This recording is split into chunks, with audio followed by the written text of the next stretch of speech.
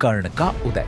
शुरू महाभारत के विशाल इतिहास में अगर कोई चरित्र अपनी तेजस्विता, संघर्ष और करुणा से सबसे अलग खड़ा होता है तो वह है कर्ण। एक ऐसा योद्धा जिसे महानता तो जन्म से मिली लेकिन स्वीकार्यता कभी नहीं। कर्ण की कहानी महलों में नहीं बल्कि रहस्य और अकेलेपन में शुरू होती है। आदि पर्व के अनुसार तपस्वी दुर्वासा अर्षि के वरदान से कुंती को देवताओं को आह्वान करने की शक्ति मिली।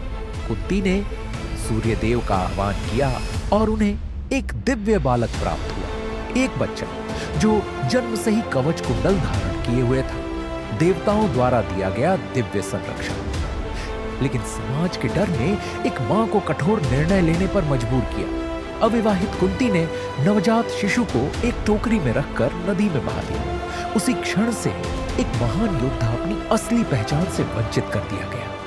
नदी में बहते उस बालक को अधिरथ, हस्तिनापुर के सारथी और उनकी पत्नी राधा ने पाया। संभव पर्व बताता है कि उन्होंने उसे अपार प्रेम से पाला और उसका नाम रखा वसुषेण। लेकिन पूरा संसार उसे एक और नाम से जानेगा, कर्ण, यानी जो प्राकृतिक कवच कुंडल के साथ जन्मा। बचपन से ही कर्ण को धनुष बाण की ओर अद्भुत आकर्षण था। उसकी महत्वाकांक्षा उसके सामाजिक दर्जे से कहीं ऊपर थी। जहां जन्म से कर्म निर्धारित होते थे वहां कर्ण ने सपना देखा संसार का सर्वश्रेष्ठ धनुर्धर बनने का, यहां तक कि अर्जुन को पीछे छोड़ने का। वन पर्व के अनुसार कर्ण महान गुरुओं के पास गया, लेकिन सभी ने उसे एक सारथी के पुत्र होने के कारण ठुकरा दिया। द्रोणाचार्य ने भी उसे स्वीकार नहीं किया, पर कर्ण का संकल्प अडिग था। वह गया उस गुरु के पास जो स्वयं भगवान परशुराम थे, एक ऐसा गुरु जो केवल ब्राह्मणों को ही ज्ञान देते थे।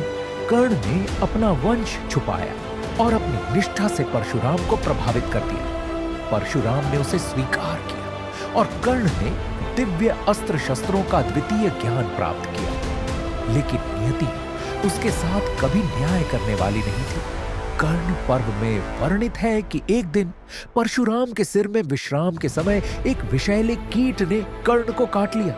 कर्ण ने अपने शिक्षक को जगाने से बचाने के लिए पीड़ा सह ली, बिना हिले। परशुराम समझ गए कि इतनी पीड़ा केवल कोई क्षत्रिय ही सह सकता है। उन्होंने कर्ण को शाप दिया कि युद्ध के सबसे महत्वपूर्ण क्षण पर उसका ज्ञान उसे धोखा देगा। यह कर्ण की त्रासदी का पहला अध्याय था। वर्षों बाद आया वह दिन, हस्तिनापुर के राजकुमारों की शस्त्र प्रदर्शन सभा जो आदि पर्व में वर्णित है। अर्जुन ने अपने कौशल से पूरे मैदान को चकित कर दिया। तभी भीड़ में से एक अनजान युवक आगे बढ़ा। कर्ण, उसने अर्जुन के हर करतब को दोहराया और कई में उसे पीछे छोड़ दिया। मैदान में सन्नाटा छा गया। यह कौन था जो अर्जुन को चुनौती दे रहा था? लेकिन जन्म के आधार पर उसे अर्जुन से युद्ध करने का अधिकार नहीं दिया गया।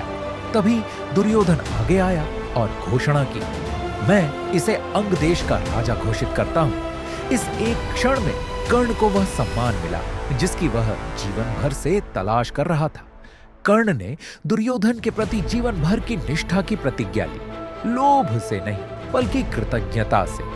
महाभारत के उद्योग पर्व और शल्य पर्व में बार बार कहा गया है कि कर्ण दुर्योधन का सबसे वफादार मित्र था। जब कुरुक्षेत्र का युद्ध निकट आया, कर्ण का जीवन छापों, सत्य और संघर्ष का मैदान बन चुका था। उसी समय उसे अपनी असली पहचान पता चली कि वह कुंती का सबसे बड़ा पुत्र है, वह असली ज्येष्ठ पांडव है। लेकिन कर्ण ने अपने कर्तव्य और वचन को जन्म से ऊपर रखा।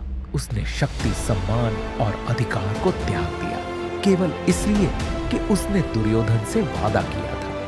कर्ण का उदय केवल एक योद्धा की कहानी नहीं, यह उस मनुष्य की यात्रा है जो परिस्थितियों से नहीं, अपने संकल्प, स्वाभिमान और निष्ठा से महान बना।